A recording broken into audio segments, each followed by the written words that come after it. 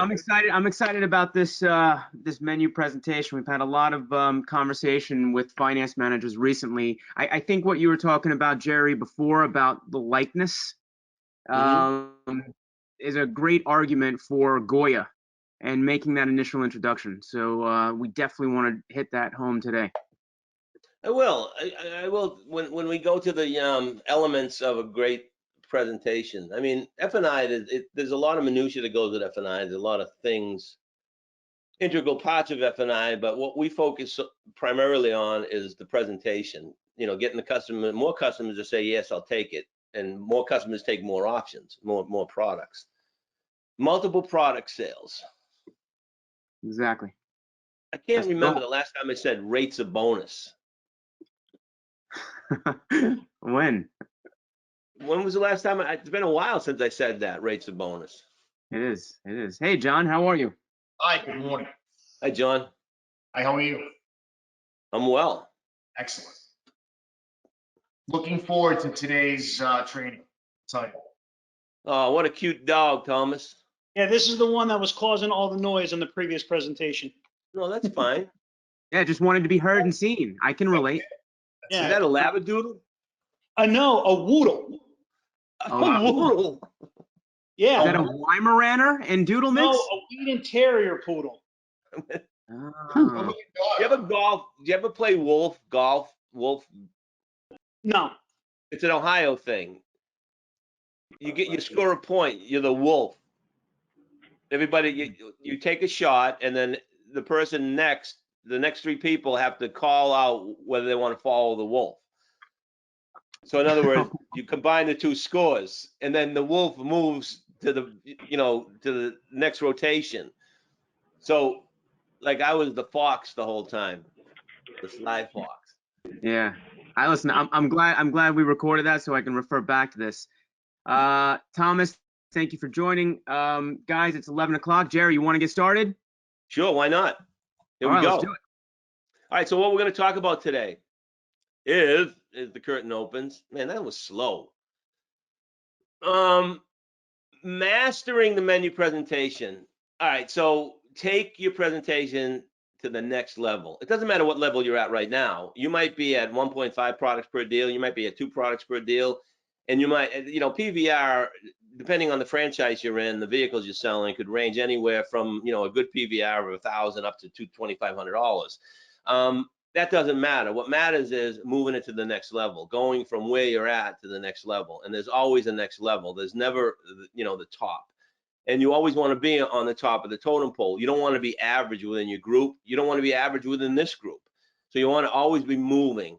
So, I'm talking with Damien, we wanted to talk about ultra high performers. That's what it takes. An ultra high performer doesn't let excuses stand in their way. They just don't, okay? We're talking about the desk takes away an opportunity. They don't let that stand in the way. My pay plan's terrible. I'm not making enough money. I don't have any time to go through certain steps of the process. Lenders cap my deals. That's nothing but excuses. It's all bad credit we get at the dealership. It's not all bad credit. And learn how to deal with it if it is. I don't believe in the products. I don't care what you believe in. You got to get the customers to believe in it. Or find out what the customers believe in, because they might not believe in the products. Your job is to get them to become a believer. All right. The product has minimum profit. It's a maintenance program. I only make $100 on it. You know what? It's glue. It brings the customer back to your dealership. All these products have a benefit. All these products that you have available for the customer have a residual value at the end of the day. Business is slow. Look, it isn't any slower than it's going to get right now. We're making money through the roof, So, you're not a product of how slow the business is or how fast the business is. You're a product of your own production. Remember that. If you do 10 cars a month, you're going to maintain the same average if you were to do 25 cars a month or 80 cars a month. That's my point. When I go and sit with a finance manager, they say, well, business is slow, Gerry. That's why I'm at this PVR. Hey, that's an excuse, okay? Ultra high performers don't let excuses stand in the way of their strengths. They ride right through those excuses and make it happen. Our customers are different here. I look out of every showroom I've ever been in this country, and the only difference is the trees or the climate. That's it. The customers are all the same. The people in the dealership are all the same. So don't be telling me, who's been to hundreds of dealerships across the country that the customers are different. They're all the same, right? Period. End of conversation. And the process will never work here. How come it works all over the country? What's the difference? Why isn't it going to work here? I'll tell you why it's not going to work here. Because none don't have the willingness to even try it. Think about it. Process. What is a process? A bad process is better than not having a process at all. Okay, so just embrace the process, manage the exceptions that go along with it. And finally, everybody's in a hurry. You set the tone. As a finance manager, you set the tone. Because if you set the tone, no one's in a hurry. Period. End of conversation. So, ultra high performers, you want to become an ultra high performer, don't let excuses stand in your way. Now, the traditional F&I process, I'm not going to go through the whole thing, all right? But that's it. You know, the car gets delivered, you do a 30 to 60-second briefing with the sales consultant, then you draw the customer into your office. You know, maybe you make an introduction, you gather information. Sometimes you just go right into a pitch. No one wants to get pitched, all right? Please don't take offense to this, but I learned a new vocabulary this week. Stop pitch slapping your customers, all right? You don't like pitches. What makes you think your customers like pitches? Now, we do give some sort of a pitch in our presentation, but it's more of a feature presentation. It's just a tell them what's available type deal, all right? A nonchalant, this is what the products do, okay? Things have changed, all right? The traditional way of doing finance has definitely changed. It's much different today. The customer does more of it online, okay? And then more of it, the customer is more equipped when they get to the dealership. And then you, as a finance manager, you got to get involved that much earlier. You can't just wait till the customer grabs the keys and sits in your office. The bottom line here is today the battle for the customer starts at their home or office. It doesn't start at the dealership. And that's the attitude finance services managers have to take. The average buyer used to visit 5 dealerships. Now it's less than 2. I think it's down to maybe 1.5. All right. And once a purchase decision is made, car buyers want a frictionless process. Now, where that decision is made is a lot different than it was in the past. That decision to buy is often made at their home or office, and it's just a matter of going to the dealership and picking up the car. And where finance loses momentum is they're not involved in the deal early. Look, you go over the vehicle, the payments, the finance process, and delivery. Dealerships must be able to facilitate a sale from all possible channels at every stage of the sale instead of one linear sales model. There's now 3 scenarios that we deal with, okay, that we have to account for as finance managers. The first scenario is the traditional scenario. That customer comes in with a flip phone. That customer prefers to do everything at the dealership, from test drives to payment options to the paperwork. They don't even know how to press Google. And then you have the digital scenario. That's the customer who does everything online, okay? These customers have no interest in coming to the dealership. They have no interest in completing paperwork at the dealership. They're more comfortable searching, reviewing payment options, and filling out paperwork online than to go down to that dreadful dealership and fill out the paperwork there. In fact, I've seen people waiting in their car. The husband goes in, signs, and the wife goes in and signs, and then they deliver the car. And then you have the most common scenario today, and this is the one, seriously, you got to let the customer take it as far as they want, the hybrid. Okay, these customers like the best of both worlds. In other words, they want to complete as much as they can online, but they're willing to, more than willing to, come down to the dealership and complete the transaction there. And what we need to do as financials, as managers, we need to get the financial services department involved and give the customer the option of completing the paperwork as much as they can online and then have everything ready for when they get to the dealership. And that's how you're going to sell more product, bottom line. Now, Damon, you talk, it's too early for the like part. Here's a big problem.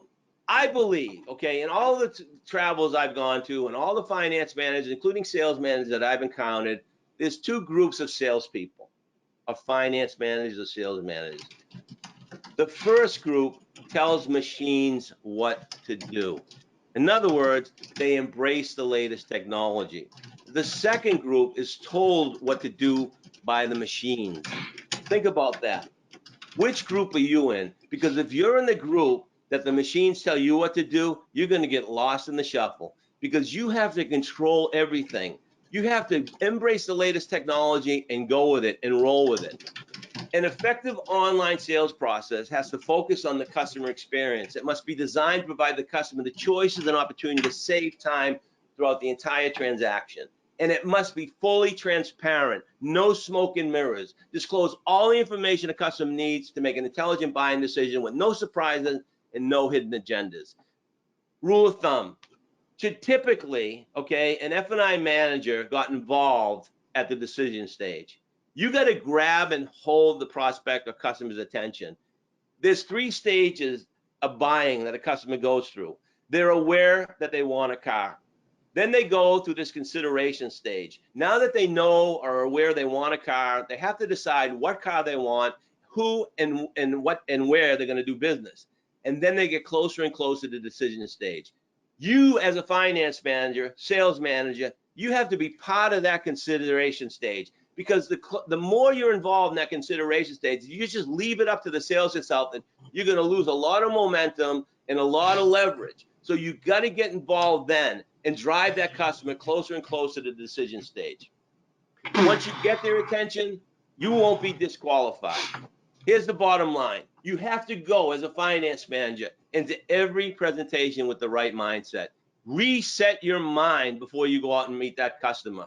There's 5 things that you got to consider in your mind. Number 1, recognize that a customer is resistant to the F&I process, regardless of where they're at, whether they're at their home or they're in their office. You have to be aware of that. And your number 1 job, the number 1 opportunity you have is to lower their resistance. Here we go, Damien, like. You have to be likable. Now, what does it take to be likable? And how hard do you, as a finance manager, personally take a look in the mirror and ask yourself, how hard do I have to work to be likable? Because you can be likable just by your appearance. You can be likable just by your attitude, your voice, the steps, the bounce in your steps, the smile on your face. And you can be dislikable by the same. In other words, if the customer doesn't like the way you dress, doesn't like the way your hair's done, doesn't like the shoes you're wearing, it's going to make you that much harder to be likable.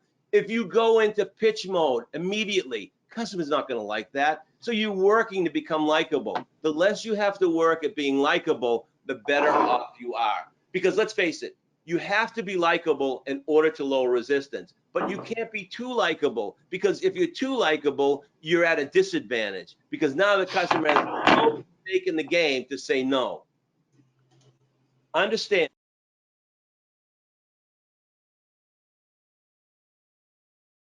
For the product. Listen to me. They don't feel a need for the product. I'll be sitting with 20 F&I managers and I'll ask them, do you think your customers need the product? And they all say yes. And I sometimes get into the debate. Don't go in with that mindset. Don't go in with the mindset they need it, because if you push a need, you're going to lose more often than you win. You want to push the want, because the one thing that every customer, I can assure you, is they want the product. They don't want to spend the money. If you push the want, the money is going to be easier for them to swallow. If you push the need, they're going to be in denial the whole time. I don't need it. I don't need it. I don't need it. If you push the want, they're going to say, yeah, I want it. I want it. I want it. But I still don't want to pay for it. Or it doesn't have enough value to me. Or I haven't made it. Push the want. Know they want it. That's the right mindset.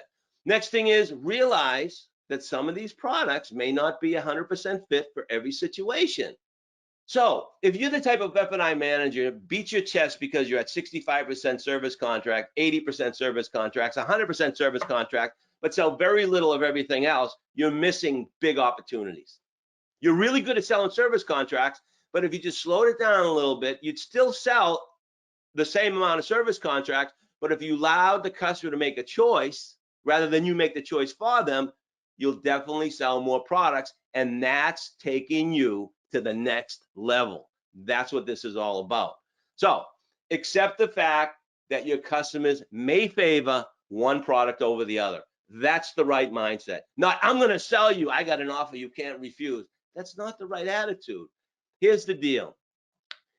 Lower your customer resistance, apprehensions, and suspicions by going out and meeting them. They'll like you that much more.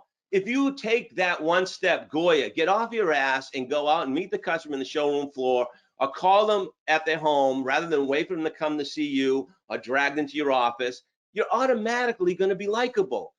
That's the point I'm trying to make. If you just have them dropped off in your office, or you don't contact them after they decided to buy the car, you're not as likable. So you're working harder to become likable.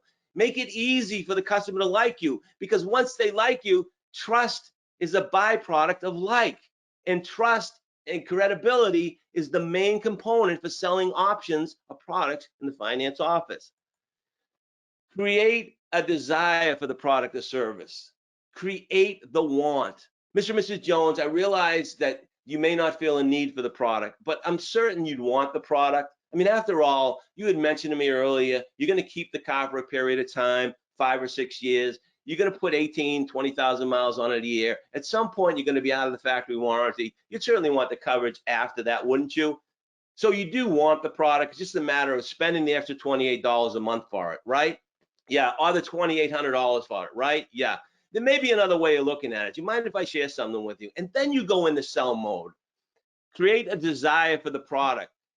Put emphasis on the right products or services dependent on your customers' value drivers, or what they said to you in your introduction, or what they indicated is most important to them.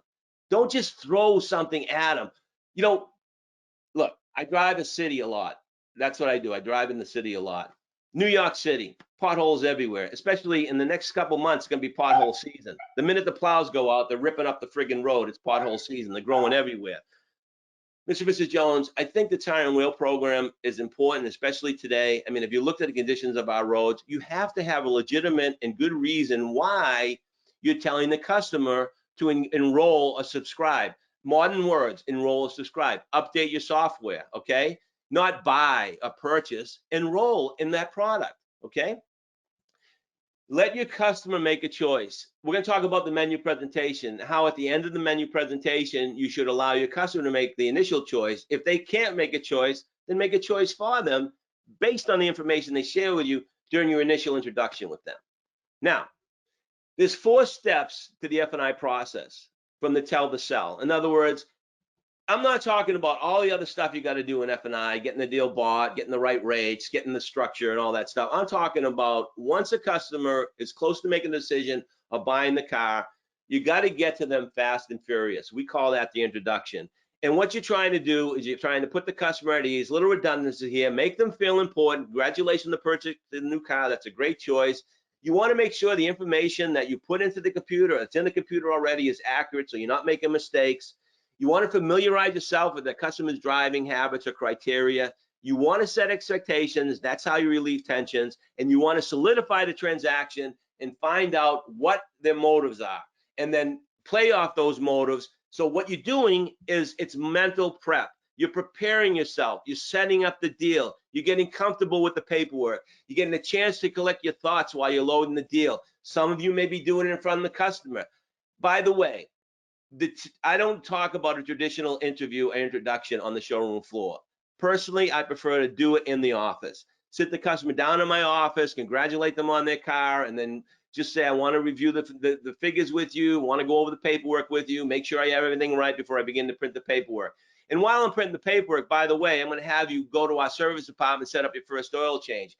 That's what I train. That's what I coach on. Bottom line. So you want to set up your menu presentation, mental prep in your mind, set it up based on the customer's driving criteria, get your point of sale material ready. Look, if your office, seriously, I want you to think about, if your office is loaded with brochures and all that stuff, get rid of it. I want you to consider your office like a bank. All you have is your cards. Maybe you have a couple props like a mason jar filled with nails or a magnet. Maybe you have the stapler for the stapler clothes or a little shopping cart. I know that Select Dealer Services, who sponsors these webinars for you, gives you the shopping carts, they give you the stapler, and they give you the light bulb, okay? The light bulb for, replacement, not repair, and they stick the nails in the light bulb. It's really cool. Those are the props that could be on your desk because those are conversation starters. The brochures are conversation enders. Would you like a brochure? Sure. Let me go home and think about it. No one says, can I have that brochure? Opens it up and says, how much is this? It's never happened, never gonna happen, okay? So get your point of sale ready, ready your environment, and make a rock solid presentation. avoid the sales pitch. Stop. I should have changed that to stop pitch slapping your people, your customers. All right, don't take offense to that, everybody, but I love that. Stop pitch slapping. Now, anyways, what is a pitch slap? A pitch slap is nothing more than you trying to sell them something.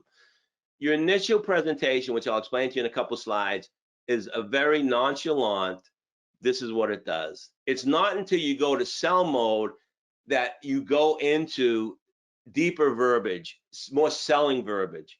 So avoid the sales pitch, smile, be confident, be enthusiastic, use a pen to set the pace of the presentation, like a bobblehead, point out.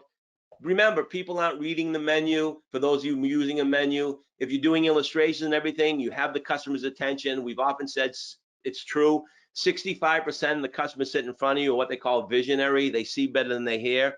You have 3 points of communication that you have to be aware of. Visual, which is number 1, vocal, which is number 2, and verbal is number 3. The words that come out of your mouth are the least. Your enthusiasm and your presentation and your pace is what's most important. You also have to avoid those salesy words like covers and protects and insurance. I'm going to share with you my take on how to explain the options to the customer where it makes much better sense to them and they can interpret it much better. So tell them, don't sell them. All right. Now, some of you probably sell them and don't tell them. I'm just kidding. Oh, they did buy. I didn't know I had that. No, stop. All right. Ask for the sale. Select an option. It's time to sell it. Number 4. So, Damien, anything before I go to key ingredients for maximizing your presentation? Just one comment, Gerry. There's some really great information in the slides that you've shared. This presentation is available in Product Prep, and we record this, so feel free to download this at any time you want and review it. Great information you've mentioned. Does anybody else want to add anything? I'd love to hear from you based on the information I just shared. Any comments? Okay. You can raise your hand and then we'll unmute you because I understand everybody's kind of muted. Or you can write in the question box. Anyways, we'll move right along. So, few things make financial services manager more unlikable than pitching. All right. Your customers are starving for authentic human reaction. Now, you are going to pitch the products to the customers, no question about it. You have to, but you have to do it in a manner that's non-threatening, in a manner that's very casual. And I'm going to share with you how to do that. You have to focus on the customer at hand. And what I mean by that is based on the information they shared with you, how much emphasis are you going to place on certain products without putting too much emphasis on any one product? I'll explain how to do that. You also have to be a participant, not an observer. And what I mean by that, you have to participate in the conversation and not observe what the customer is saying. You have to participate in good dialogue, back and forth dialogue. You also have to get to your customer fast and furious in order for them to be less apprehensive to what you're about to say. So there's a question in the box, Damien. I can't, my screen's a little bit too far for me. Can you read the question? I think it's to you directly, Gerry. Oh, it is? It is. Well, let me go see what it says. All right. Tell, don't sell. I think this is why our video menu presentations have been so successful. There's no opportunity for the sales consultant to get in their own way by overselling. That's a really good point, okay? What you're basically saying is that you're saying that because the menu presentation online doesn't, and you sell more product because the F&I manager, the financial service manager, isn't pushing products, which is what I said. The customer is able to sit back, digest everything, and make their own decision. That's true. We've talked about that in many webinars, huh, Damien? How not overkill, overselling sells more products. Yes. Okay. Make a solid introduction. I'm not going to go through the introduction today. This is more on the menu presentation, but your introduction should always start with congratulations on purchasing a new car. It always should, congratulate them and then compliment them. That's a really nice choice. And then the next step is set expectations. Let me tell you what I do and how long it's going to take, basically, so that you get all the expectations real in the customer's mind rather than fake expectations. Gather and verify information before presenting the menu. And the reason you're doing that is because when you ask the customer to buy something, you can tell them to buy it more or be more enthusiastic about them buying it based on the information that they share with you. You have to plan, prepare, and perform. And that's everything in the beginning is how you do it. You follow the steps to the sale. That way you're able to plan, better prepare yourself, and perform that much better. Now, I keep saying tell them, don't sell them, all right? It's all a matter of just letting them know what's available. Be enthusiastic, confident, well-versed with powerful word tracks. Be ready for when they say no. Now, here's an example of a menu. This is my online menu that I coach on. And I'm going to share with you what I mean by tell them, don't sell them. What does a vehicle service contract do? I have a lot of financial services managers that will spend 3 minutes telling a customer what a service contract does. And they'll do really well with service contracts, but all the other products are left in the dust. Vehicle service contract pays for mechanical electrical breakdowns for a certain period of time and miles. Tire and wheel program pays for damage to tires and wheels. Maintenance prepays maintenance. Every 5,000 miles, the maintenance is paid for. Key replacement pays to repair or reprogram keys. Windshield coverage pays to have a technician come out to your home or office, if that's available, and repair a crack or a chip in your windshield. Paint and fabric is the only thing that really protects the vehicle from the environment. Paintless dent removal pays to have those unsightly dings removed surgically. That program will pay you up to $5,000, $7,000, $2,500. GAP pays the bank off the difference between what you owe, what the insurance company says your vehicle is worth, or what your vehicle values your vehicle at a total loss. You know, that's always going to be less than what you owe to the bank. And the bundle, it's going to save you money. I mean, after all, you hear about bundles all over the place. DirecTV, Verizon, everybody's talking about bundles. In fact, you go to a Shell gas station, they have a what is it, Subway in there. Everything's consolidation and bundles. People can relate to that language today. Subscribe, enroll in the programs, bundle programs. That's what we're talking about. So as far as verbiage goes, be straightforward. This would be my retail dialogue. And as Damien mentioned earlier, I'm going to go through it pretty quickly, but this is how I explain a service contract. It's just that simple. The vehicle service agreement pays for mechanical electrical breakdowns for 5 years or 100,000 miles. There's a small $100 deductible, but the plan does pay for towing, a rental car, roadside assistance, and trip interruption. With the prepaid maintenance, bring your vehicle in any one of our shops, any one of our dealerships every 5,000 miles and get an oil change and filter change, a 20-point vehicle inspection and fluid top off. Every second visit, you'll receive a tire rotation. Tire and wheel coverage pays for the repair or replacement of the most vulnerable part of your vehicle, the only component that hits the road, your tires. Key replacement pays for the repair or replacement of keys when they become damaged or lost. There's the verbiage. I'm not going to go through every one of them because there's other points in this webinar that I want to put more emphasis on. The bundle, the last one. The bundle includes a tire and wheel, windshield, key and paint, key replacement, and paintless dent repair at a reduced cost without sacrificing the coverage. It can be that simple. And that's how you sell stuff. Seriously, you're probably saying, some of you, maybe many of you, how are you going to sell stuff that way? You'd be surprised. 30% of your customers, if you present it in that manner, are going to select something. The 70% club, you're just going to have to close them, okay? Bottom line here is, you don't have to put emphasis on any one or two of those. They're going to pick a product. 30% of the time, you don't even have to rebuttal them. And then you ask them, what is it about this that concerns you or that concerns you? So that's retail. I've also included the lease. The excess wear and use pays up to $5,000 in lease and wear and use charges such as minor dings or dents, chipped or scratched paint, interior stains, rips and tears, and worn or mismatched tires. Proactive or reactive, I'm going to get into that in a moment. Mechanical gap, that's a program that fills the gap the manufacturer warranty leaves behind by paying for the repair replacement of fuses, belts, hoses, light bulbs, and it pays for one set of brake pads, a battery replacement over the lease term. Some of them also offer a front-end alignment depending on your program, but that's what that mechanical gap type thing with the prepaid maintenance, so on and so forth, with all the same descriptions of products as you go through the lease. Go ahead. Question? Comment? No? Nope, good to go. All right, good to go. All right, so with that said, let me share with you the presentation.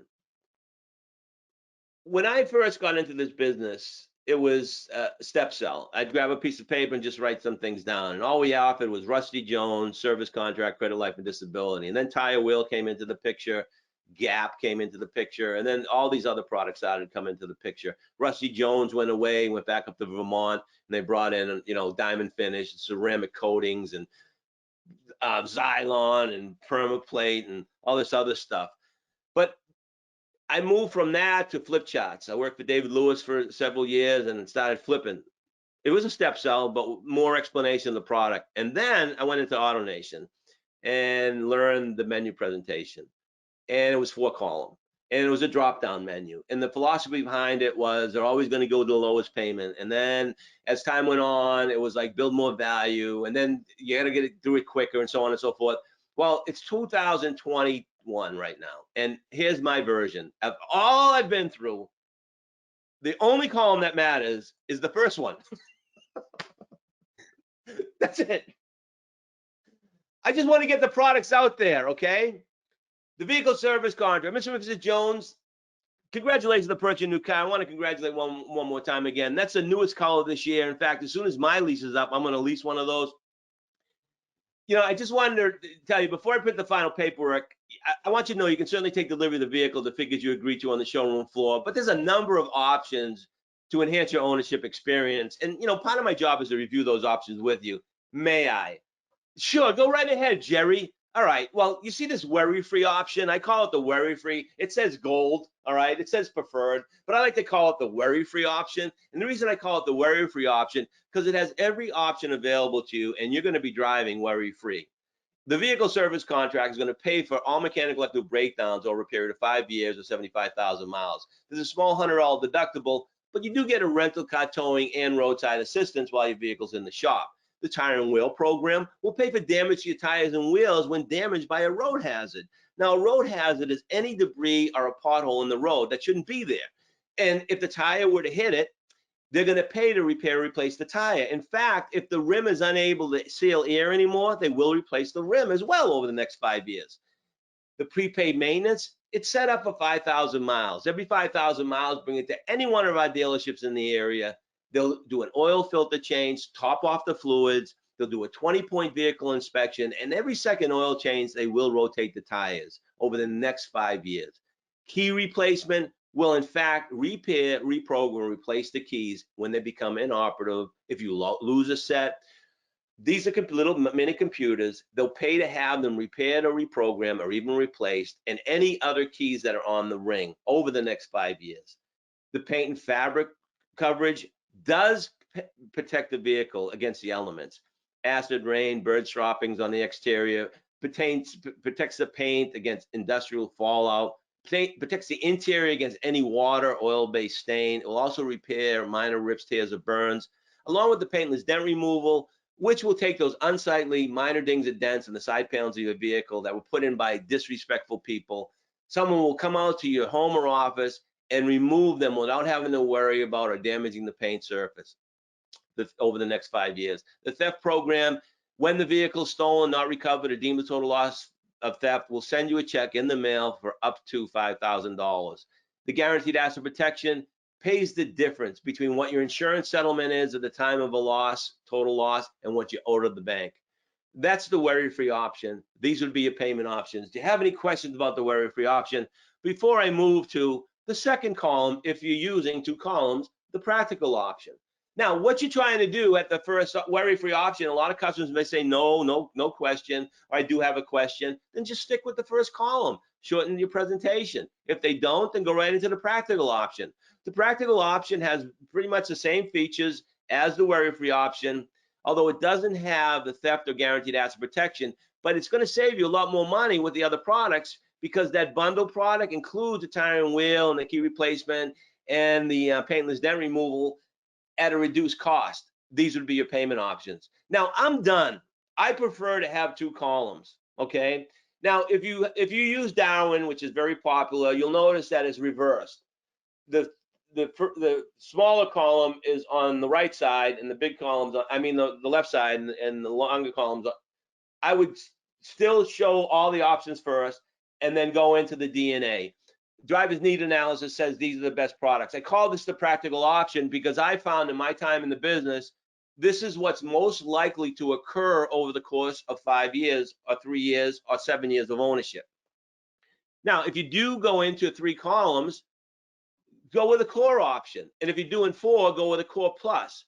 And the reason I say core option is because I'm driving the customer back to the practical worry, because who wants to buy the core option? And that's how you explain it to the customer. And then you have the core option, it's just the vehicle service contract, time, wheel, and prepaid maintenance. But then you have the core plus, which includes gap. So after viewing all the options that are available to you, which ownership enhancement option works best for you? And then you go into sell mode. Ladies and gentlemen, this is the presentation. You have to master this and then master word tracks to overcome the customer's objections. The biggest challenge I find with financial services managers, as it turns out, is that they don't have the wherewithal, or they don't have the knowledge, they think they do, to overcome customers' objections. And because they don't spend enough time learning to do that, they pitch, they oversell, they try to sell, they try to get a commitment from the customer during their menu presentation. It works. I'm not saying it doesn't work, but if you want to go to the next level, ultra high performance, I'm telling you right now, and it doesn't matter if you're at $3,000 PVR, okay? Because if you're not set at, if you're at $3,000 PVR and you're selling 2.5 products per deal, 3 products per deal, shake my hand, okay? But if you're not, something's wrong, all right? You want to become an ultra high performer, this is how you do it. Then you go into the lease essentials. It's basically the same thing. Sorry about the ring to my phone. I thought I had it off. But I would just add the excess wear and tear. I do the same thing, start the menu presentation off the same way. Leasing's the great way to go, Mr. and Mrs. Jones. This is like your 3rd lease with us. We really appreciate you coming back and doing business. You know, a lot of things have changed over the last several years. In fact, I have there's a number of options that are available to you. One of the keys to your success also is that you want to put emphasis on the fact that these are your options, Mr. and Mrs. Jones, not mine, okay? So you have a number of options now that are available to enhance your lease experience. Better than before. Let me explain them to you. So Damien, you mentioned to me on the last webinar, you went like this, I don't want any of that. And what did I say? You don't want what? You don't want, no, it's like, you don't want any of that. And I said, wait a minute. You don't, any of what? What is that? What do you mean by that? Do you know what that is? Do you know what is available to you? I don't care. I don't want any of that. And what I say? Insurance. I can't. Yes, insurance. That's right. So, Dave, let me ask you a question. I understand you don't want any of that. Doesn't matter what it is. But would you drive this car on the road without insurance? And your reply to me was, hell, no way. No way. Okay. And then you backed up a little bit and said, well, it all depends on the price. I go, so would you buy this car without a warranty? And you said, no way. I said, well, you said it all depends on the price. Well, it'd have to be a big discount. So I said, well, you do like protection then. And you kind of like stopped in your tracks because you knew exactly where I was going. Yep. The point I'm trying to make in the dialogue I just had with Damien is that's authentic. That's not a pitch. That's not like a word track where you take the customer down the road. You say this, they'll say this. That's dialogue. And you play off the customer's dialogue at the end of your presentation. So getting back to the menu, there's a number of options to enhance your lease experience. No, I don't want any of that. I mean, you don't want to enhance your lease experience? Look, I know what you're going to try to do. You're going to try to sell me something. Mr. and Mrs. Jones, I'm not here to sell you anything. I'm only here to share with you what's available. Your decision as to whether or not you want to buy it. And I can assure you that what I'm about to share with you is only going to take less than 1.5 minutes. And if you leave here not knowing what was available and you had an opportunity to have it repaired, you're going to be kicking yourself in the butt. So at least let me share with you what you have available to you. Fair enough? All right, go ahead. And how many times have you gotten through that way and the customer ends up buying something for you? So I don't know if Ashley's on the line, but It was beautiful. This was beautiful. And I love hearing these because I want to share this experience. It's all about confidence. So Ashley's got a customer. She's selling whatever it is, a Cadillac, $70,000. The customer's paying cash. She's got the cash laid out on the table. And the customer's insisting they don't want to buy a service contract. They don't want to buy anything. So Ashley found out that the customer's going to keep the car for a while, likes to keep the cars for a while, paying cash for the car, says, man, I'm really surprised you had no interest in the service contract, especially where you're going to be keeping the car for a while. And the customer's, no. So the 70,000's on the desk, and she grabs one stack of hundreds and moves it over here and says, this is the transmission, grabs another stack and says, this is the tire and wheel, grabs another stack, and the customer says, stop, I'll take the service contract. That's authentic. I can't say the word, Damon. Help me out with it. This Boston accent of mine. Authenticity. Authenticity. By the way, we talked about like in the beginning. Sometimes people just don't like me because of my accent. And then sometimes people really love me because of my accent. You from Brooklyn? No, I'm from Boston. Worry-free option, Mr. and Mrs. Jones. Excess wear and tear will pay up to $5,000 of damage. Excess wear and use damage at the end of your lease, such as tires, scratch, chipped windshield, so on and so forth. Mechanical gap, blah, blah, blah, blah, blah, tire and wheel, blah, blah, blah, blah. Any questions about the worry-free option before I move to the practical option, and then a core option, and then the core plus option? Get used to doing it this way. Practice, drill, and rehearse in a mirror. Practice, drill, and rehearse on a computer. Practice, drill, and rehearse on your phone. Critique yourself. Narrow it down to 1 minute and 30 seconds because that's all you have. 90 seconds is all the attention the customer's going to give you, and then you go into sell mode. And what is sell mode? Which lease enhancement option works best for you? And here's the maximum ingredients for selling more products. Number one, you want to flip the script. In other words, you want to flip the customer's script. When they say, no, I don't want any of that, you want to flip the script. You want to gain complete control of the sales conversation. And here's some ideas on how to do that. Number one, it all starts with which option works best for you. By asking the customer after a presentation, which option works best for you allows the customer to make a choice. And you base the next steps on their choice. If they choose tire and wheel, sell them tire and wheel. If they choose a service contract, sell them a service contract. If they choose gap and a service contract, sell them the gap and service contract. If you can't sell them, make it more relevant in their mind. Why did you select that? Out of all the options that are available to you, what made you select the gap or the service contract? Don't go right into a product. If they don't select anything, then make something relevant. And here's the deal. I don't want anything. That's fine. The reason you don't want anything is because you don't want to spend the money. Isn't that right? And that's right. Remember, your mindset. They want the product. You got to sit there and say, I know you want the product, you just don't want to spend the money. So tell them that. Mr. and Mrs. Jones, I find that the reason customers don't select an option or enroll in these options is because they don't want to spend the money. Isn't that how you feel? Well, yeah, I don't want to spend the money. Well, I wouldn't expect you to spend something on any, I wouldn't expect you to spend money on something you don't see any value in or see an advantage in. You mind if I ask you a question? No, go right ahead. So, what if you didn't have to spend the money? Would you select an option then? Well, yeah, if I didn't have to spend the money, I'd select an option. Which one? You got to get them to make a choice. That's my point. And don't be afraid. Don't be afraid to take money out of the equation. What if you didn't have to spend the money? What if it were free? What works best for you? Hypothetically, if I could give it to you, why'd you select that option? Have that dialogue with the customer. Use what you learned during the introduction. If you didn't have to spend the money, you take the service contract. I think that's a really good choice, Mr. and Mrs. Jones, considering the fact that you mentioned me earlier, you're keeping the car, the wheels fall off, you're driving 18,000 miles a year. If you didn't have to spend the money, you take the tire and wheel. I think that's a really good choice, considering the conditions of our roads in New York City.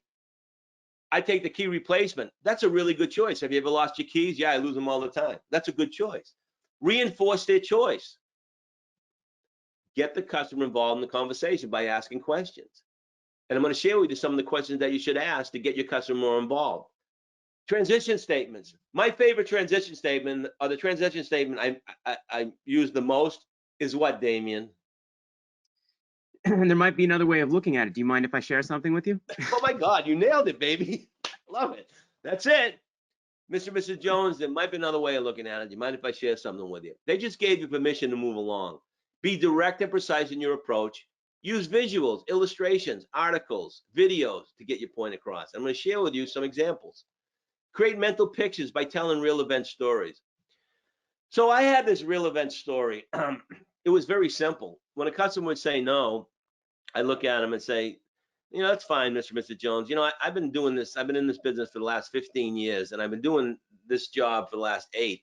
I got to tell you, man, it's really depressing when I get that call from a customer. They call me up and say, hey, Gerry, it's Bob. Remember me? Yeah, I remember you, Bob.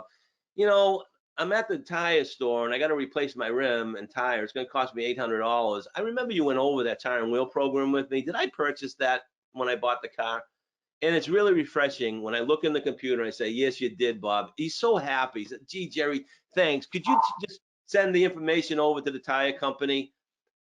It's really depressing to me and the customer when I have to say, sorry, Bob. And this is the first thing he says to me, well, you didn't go over with me. And I say, yes, I did. Here's the bottom line. You can tell real event stories. You've walked through your service department. You've walked by those customers who are disappointed at the cashier. Tell those stories. You've had customers call you and tell you how happy they are about having this or that. Tell real event stories. You never have to remember the truth, okay? The other thing is, once again, be enthusiastic, confident, well-versed with really powerful word tracks. You have access on the Product Prep website to every word track we've used. No one's going to hold you accountable for the word tracks. It's the principle behind the word track. Look at the word tracks. Put your own semantics into it. Put your own tone into it. But send the right message. Don't fold like a cheap lawn chair and lower your price. Hold firm and build value. How many F&I managers have told me when the customer doesn't want the service contract and they push it. That's what they say. I push the service contract. They don't want it. Even when I discount it. Look, stop folding like a cheap lawn chair and just build value. Pull out a brochure, tell a story, get an RO, show some visuals. Stop. You lose credibility when you lower prices in F&I. It's not about lowering prices. I can lower the payment if I extend the term. I might be able to get a rate concession. Let's see what happens, you know, but never lower the price. Lower the deductible, lower the coverages, but never lower the price. Being proactive or reactive is a choice. It's a choice you have, Mr. and Mrs. Jones. I've often said that to customers. Recently, I'm sitting at dinner with my wife about a year ago, and we're talking about something, and she says, Gerry, you're not proactive. I go, what are you talking about? I go, she looks at me so proud and says, I go to work with a life vest on. And I go, I never see you leave the house with a life vest. She goes, no, I mean proactive. I go, what do you mean proactive? I'm protected all day long. If I fall in the water, I'll be floating. If you fall in the water, I'm gonna have to throw you a life preserver. That's called being reactive. And what if the life preserver floats away? You're gone. So there's a big difference between being proactive and reactive. Why do people buy? And how do we influence them to buy? It could be in their desire to be proactive or reactive. It's all in how you explain the products to the customer. It's all in the what if in situation. So a long, long time ago, I learned the FBI, feature, benefit, impact in F&I. I learned that from, well, I won't say that it's the enemy, but feature, what it does, benefit, what it's going to do for you, and impact, what will happen if you don't have it. And that's where the proactive and reactive comes in. Always present the feature first. When the customer says no, present the benefit they'll have by having it. And when they say no again, the impact that they're going to have by not having it. That's the FBI. There's 4 steps to the objection process that we've talked about throughout the 2 years we've been doing these webinars. Going on 2 years now, Damien. Crazy. Time flies when you're having fun. Acknowledge. This is the first step of every attempt to gain a commitment from a customer or handle a customer's resistance. Or I like to say, address their concern. You know what? I had it before and never used it. I'll take my chances. Nah, it's a Cadillac. I've never had a bad this is my 5th lease. I can certainly appreciate what you're saying. I understand, that's a good point. Then you want to side with them. I wouldn't expect you to spend the money on something you don't see a benefit in. I know it's hard to justify the cost if you don't see the benefit of the value. Other customers felt the same way you do, and then you're going to go right in and create and satisfy a need. You know, there may be another way of looking at it. Do you mind if I share something with you? No. Do you mind if I ask you a question? What's your understanding of the cost to replace those keys? What's your understanding of the cost to replace those low profile tires and rims? What's your understanding of your insurance company's responsibility should you have a total loss? How many people have said to you, I have AAA? Well, what's your understanding of AAA's responsibility should you get a flat tire or should you have a breakdown? And this is how you get them involved in the conversation. This is what I meant by asking questions. Now you're opening up a dialogue and you follow the dialogue, just like you're standing at a picnic talking to a friend. You just talk to them. You have no hidden agenda. You don't have smoke, no smoke and mirrors. It's just an authentic conversation. You just ask a simple question. What's your understanding of the factory warranty? Well, it's a good one. It's a really good one. You have 3 warranties. Oh yeah, what are they? Well, you have the first one, which is 12 months or 12,000 miles. That's the adjustment period. Oh, I didn't know that. Yeah, while you're adjusting the car, it's adjusting to you. Chevrolet is going to stand behind it 100%. Then you have, you know, the basic warranty. Everybody refers to it as bumper to bumper. That's your 3-year, 36,000 miles. Let me tell you a little secret. What's that? It doesn't cover the bumpers. And you get a little giggle, ha ha ha. But it does cover virtually every component except sheet metal and glass. And then you have that 5-year, 60,000 mile powertrain warranty that covers the powertrain. Wrong answer. It covers internal and lubricated components only. I want you to think about your dialogue when you say it covers the powertrain. What's the average consumer or customer thinking or visualize when you say powertrain? They say everything except the body of the car. So if you say anything that's touching oil, that's 6-year, 100,000 miles, only covers it if oil's touching it. What I mean by that is, think about it. Is your radio surrounded by oil? Is all the computers in the car surrounded by oil? No. So it's anything surrounded by oil. I want to make that perfectly clear. The manufacturer is going to cover the longest period of time on the only thing that's surrounded by oil, and here's the catch, maintained by you. And what's the likelihood of something that's surrounded by oil being maintained by you the whole time you own it to break down?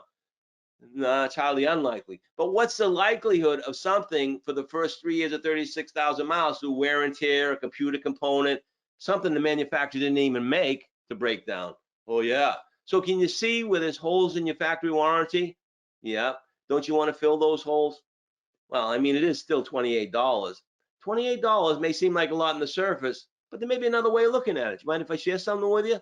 No, go right ahead. Well, then you go into the calculator close. Minimize the cost. You've already maximized the benefit. Now minimize the cost, which I'm going to share with you on the very last slide. So I'm going to keep you in suspense till then. So you want to gain commitment. Now that you see the benefit, doesn't it make sense to enroll in the program? Just ask them to buy. Now that you see the benefit, doesn't it make sense to subscribe to the program? I love the word subscribe. I don't like the word buy, enroll. Those are really good. That's really updated verbiage. Now, don't get furious, get curious.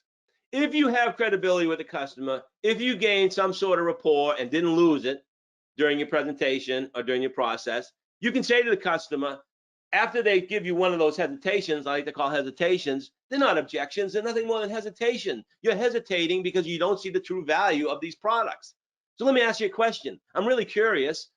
What is it about the service contract that concerns you?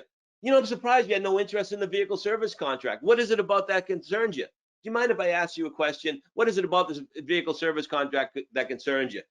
Do you mind if I share something with you? Do you mind if I show you exactly what the vehicle service contract does? You can use any one of those things.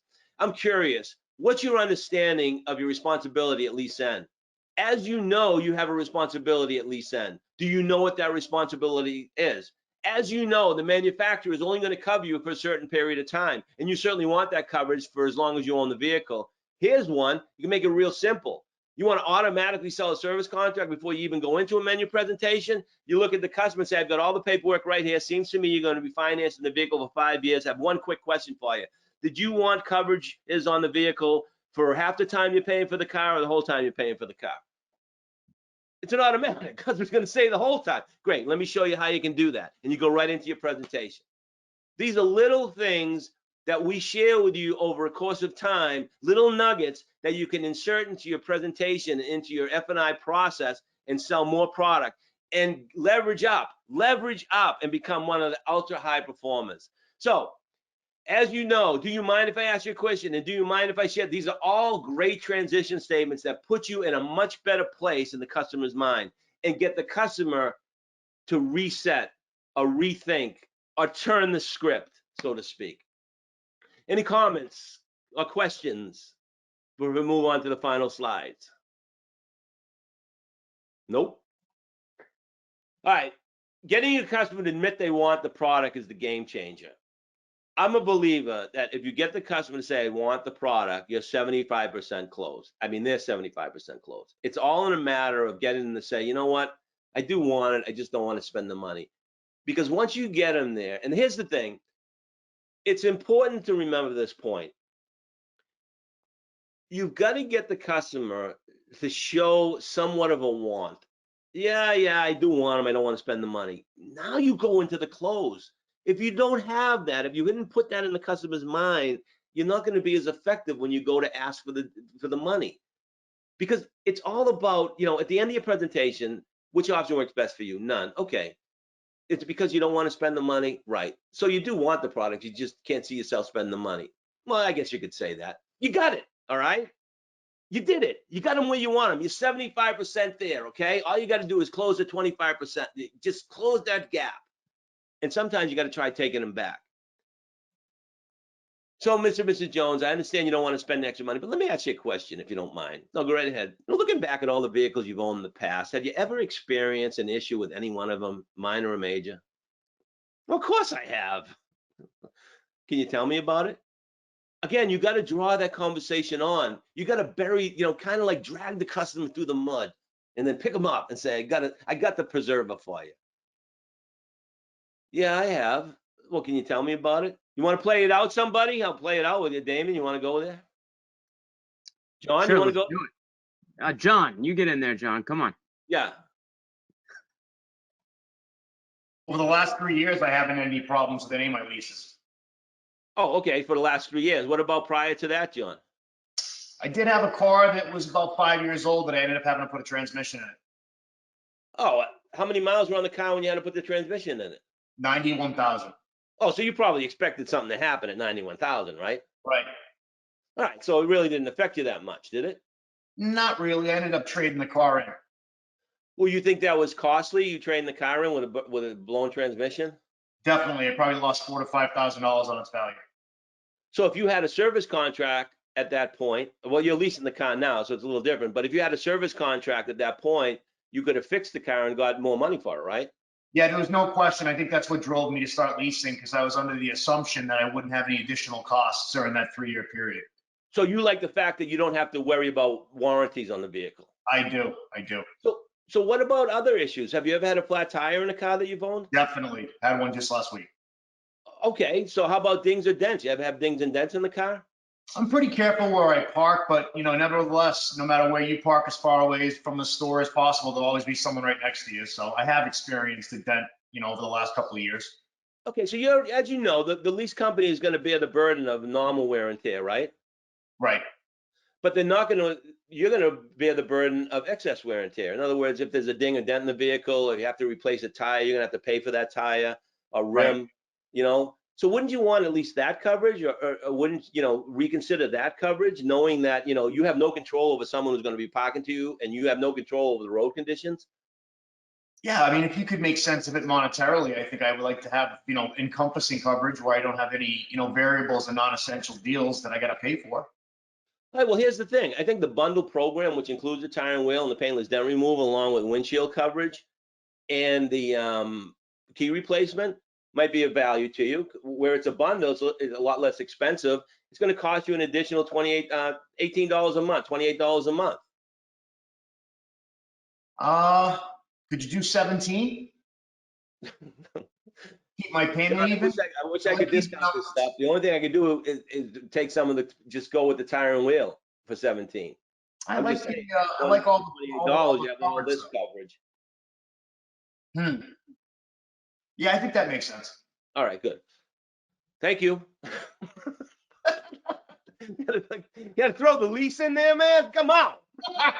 I want to see if you're on your toes.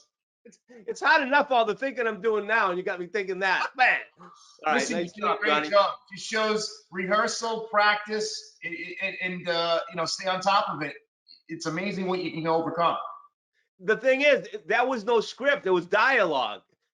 Okay, so the acknowledgement statement, okay? I want you to think about the 4 steps I mentioned to you earlier. The first step, the acknowledgement statement. That gives you a fraction of a second to think about what you're going to say to the customer. In addition to getting the customer to rethink their thinking. It's like sweeping off their feet. So you can't go into it just like, you got to go into it in a manner that kind of like slows the process down and allows you to think too. This It hesitation allows that you you to have make to it feel real too. You know, it's real conversation. It's not something that's rehearsed. I think you can gain value, and people, will entrust more in conversation if they feel like it's genuine.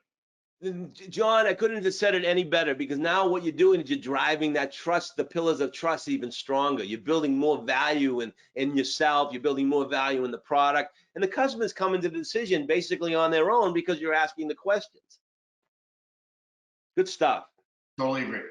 So tell me what happened. Tell me how you felt.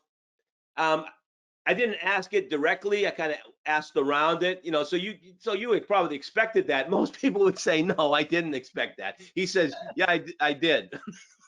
I had to come up with something else. It's like you say that, he'll say this. Anyways, getting back, I'm going to go back to that slide, because sometimes it's important to bring them back, but not always bring them back. Sometimes you just got to go into what's your understanding of this or that. So get the facts. You got to do some research. I was on the webinar earlier. It's actually, we meet every couple of weeks with a couple finance managers, and I had mentioned articles that I had read, and this is can you send them to me? And I'm like, no, this time you're going to you go out and do the research. I'm sick of sending stuff. You got to do some research on your own, okay? AAA fact sheet 2021. It says printed in 2021. It was actually written in 2016. We don't have to tell people that. All right. $15 billion a year. I mean, over the last 3 years, in 2019, I'm sorry, from 2016 to 2019, was spent in tire and wheel repair in the United States. And the Northeast is the biggest culprit. You put that article in front of someone, and especially this time of year or after the first snow, you're selling tire and wheel like crazy. Puncture repair. You can't just repair tires today, okay? Unless it's a 1969. You got to replace the tire. This is an article that's given to every tire store in the country, U.S. tire manufacturers. That's a group, just like NADA. This is what they say. That's the only place you can do a puncture repair area. Outside of that, you can't do a puncture repair today. Now, Google this stuff. An evidence manual, when structured and used properly. Okay, so we talk about evidence manuals, and over the last several months of webinars, I'm sick of talking about evidence manuals. No one has one. If I ask them, there's dust on it or it's stuck in somewhere. At least have an article ready, or a repair order, or at least a wear card from the lease company on your desk. Have those props I mentioned earlier, because props are important as well. That's a third-party validation of what you're offering and what you're making available to the customer. And it provides somewhat of a tangible item to that intangible product you're trying to sell. So repair orders, articles, claims that you can get from your vendors, vendor partners, wear cards, so on and so forth.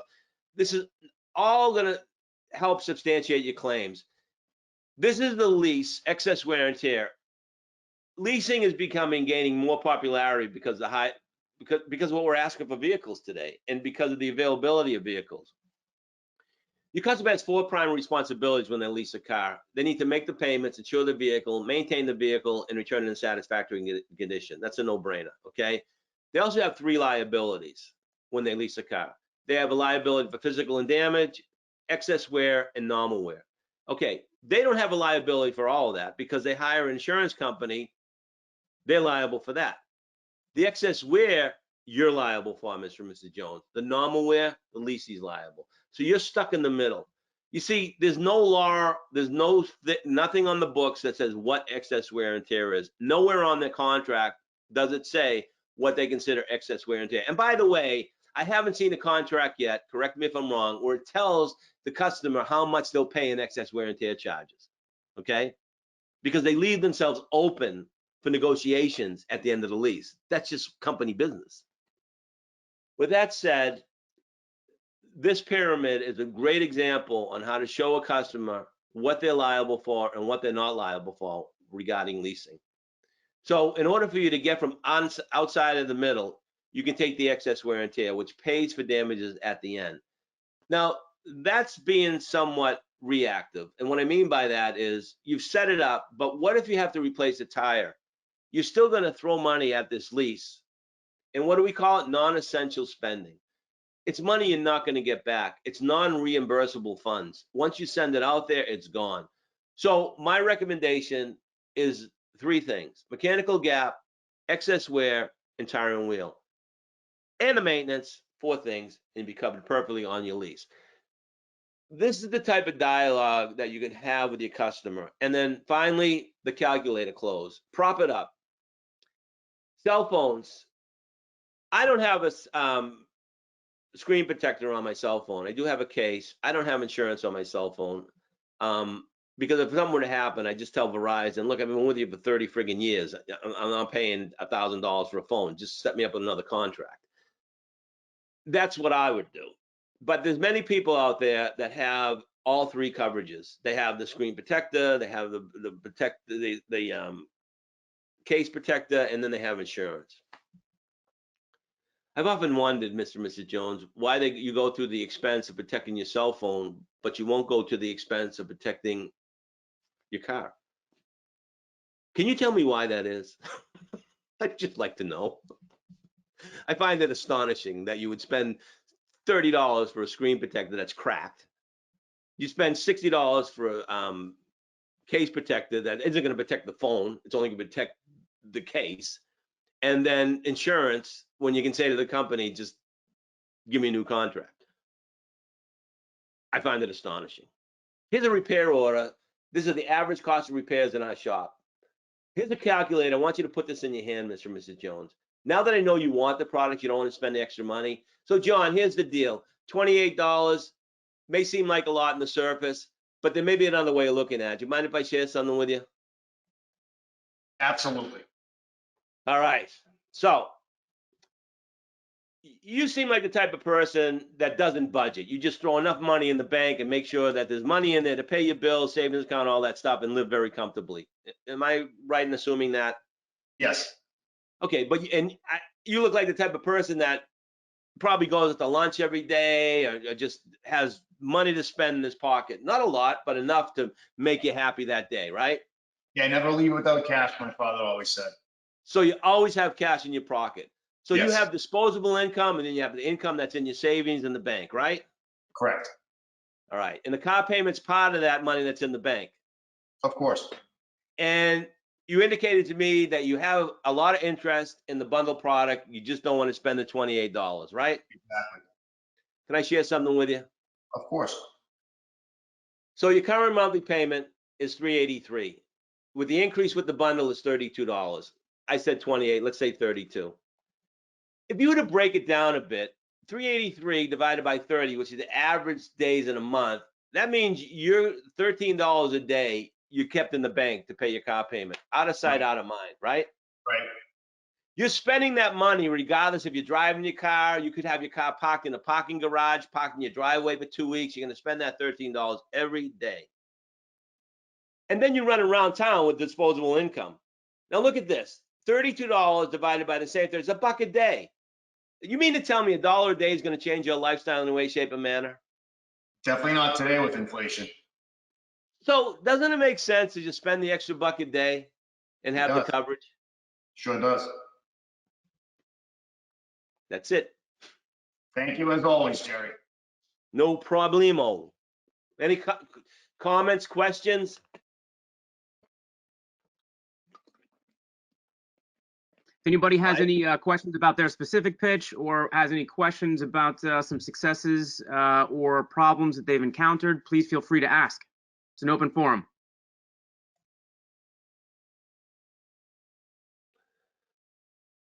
An open forum. I don't know if I like that open forum thing.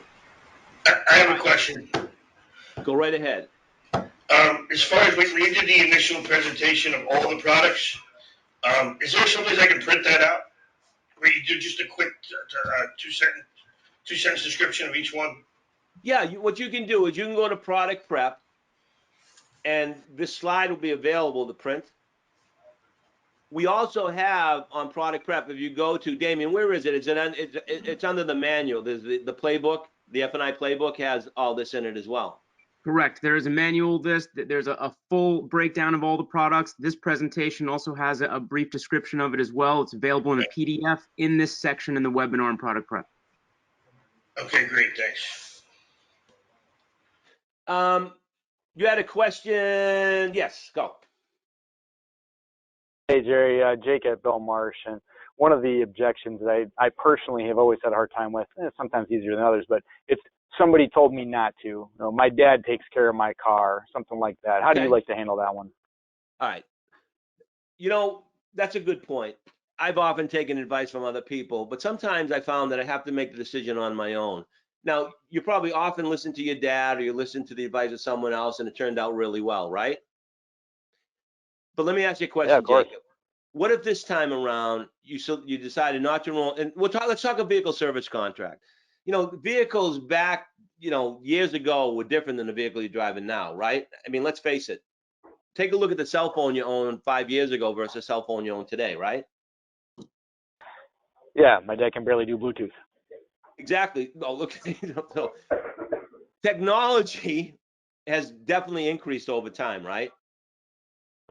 Yeah. And because you were dealing with a component, just mechanical components years back, maybe that advice was really good.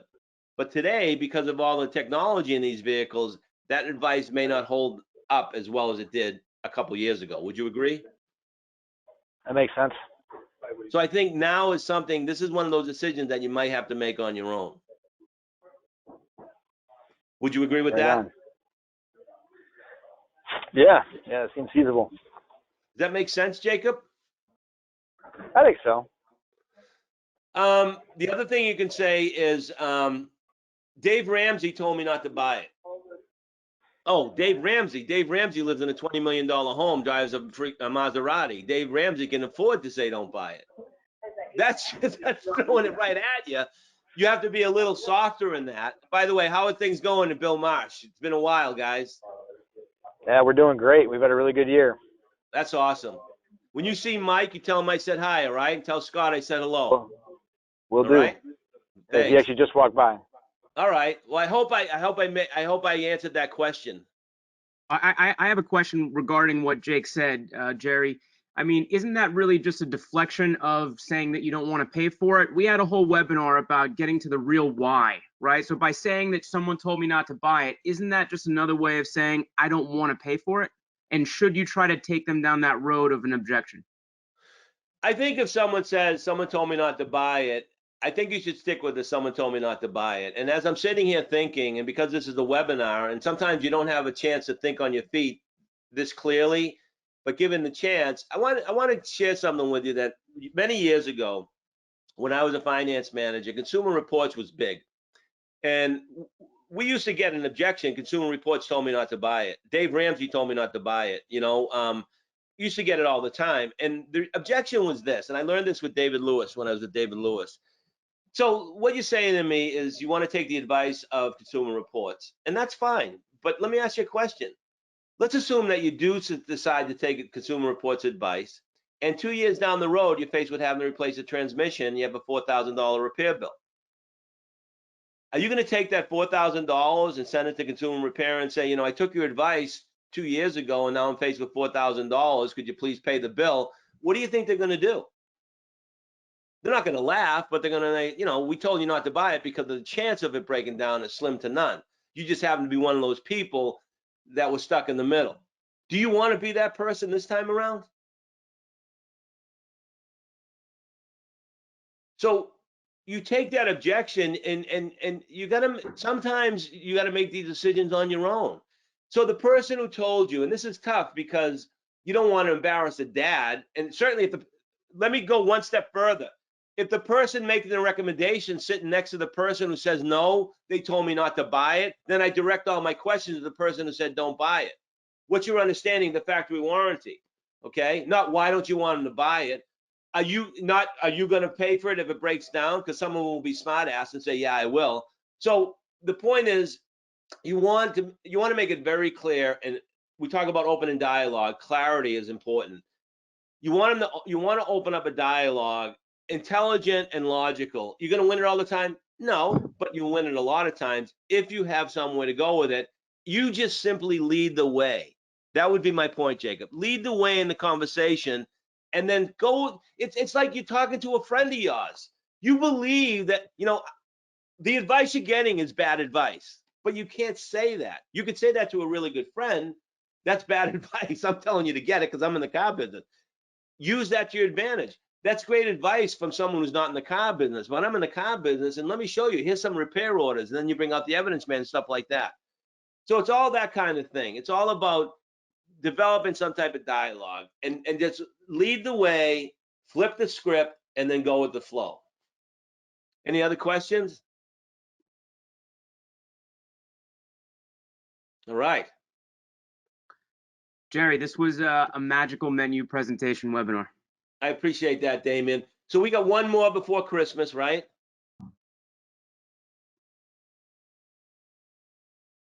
Damien, you shut your mic off.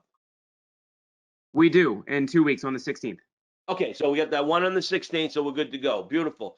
All right, so I will see everybody on the 16th. For those of you who can't make it on the 16th, happy holidays, Merry Christmas, Happy New Year, well, all that good stuff. Go get them. Thank you, Gerry. Thank you. Thank you, Gerry. All right, have a good one, Thanks, guys. Gerry. Have a good one. Appreciate it. You too. Have a good one, man. Thanks.